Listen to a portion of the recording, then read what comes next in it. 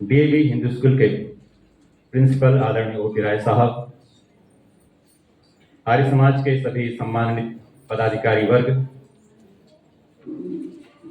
समस्त उपस्थित शिक्षक वृंद और जो आज के इस कार्यक्रम के महत्वपूर्ण भूमिका में हैं, सभी सिंगापुर के भविष्य और विश्व की आशा के केंद्र में वर्तमान सभी प्यारे छात्र छात्राओं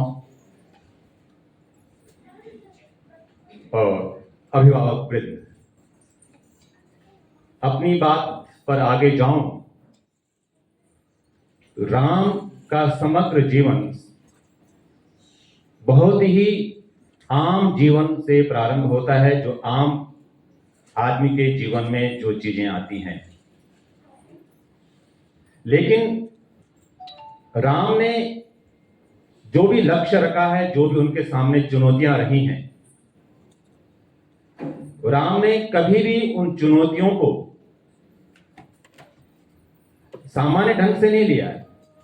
उन्होंने एक सिद्धांत, एक प्राकृतिक नियम की पहचान की है और उस प्राकृतिक नियम के नेचुरल लॉ को पहचान करके उसमें अमन में लेके आए हैं। राम का जीवन इस बात के लिए भी है कि हर आदमी अपने जीवन में अलग अलग ढंग से अमल करता है चीजों को। इसमें महत्वपूर्ण भूमिका होती है कि हमारी शक्ति कितनी ज्यादा है। सबसे पहले शक्ति निश्चय करता है कि हमें किस प्रकार से अपने अच्छे रिजल्ट लाने हैं, और दूसरे नंबर पर आता है हमारी प्रतिभा, हमारी बुद्धि कितना सृजनशील, कितना हमें सही मार्गदर्शन करती है, और तीसरे नंबर पर आता है क्रिएटिविटी, सृजनशीलता, रचनाधर्मिता।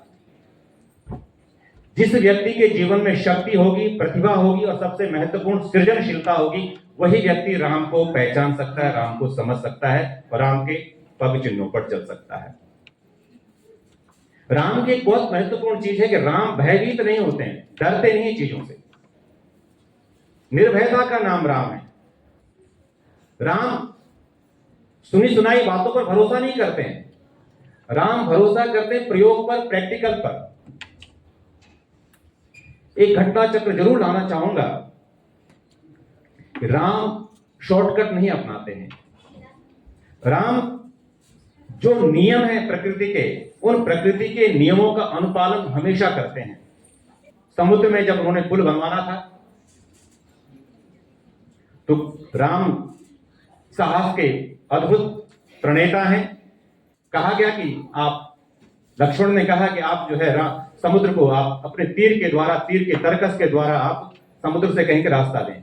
राम कभी हड़ीबड़ी में नहीं होते, जल्दीबाजी में नहीं होते। राम अनंत धैर्य का नाम है। राम ने 3 दिन तक राम ने प्रतीक्षा की, और जब 3 दिन तक प्रतीक्षा करते हैं तो जब कोई उत्तर नहीं आता, तब राम का धैर्य जो है ना, तब जाकर के राम का धैर्य खत्म होता है। अर्थात इतना साहस। तो किसी कवि ने एक बात रखी है, 3 दिवस तक पंथ मांगते रघुपति सिंधु किनारे, बैठे पढ़ते रहे छंद अनुनय के प्यारे प्यारे। उत्तर में जब एक नाद भी उठा नहीं सागर से, उठी अधीर तधक पौरुष की आग राम के शर से।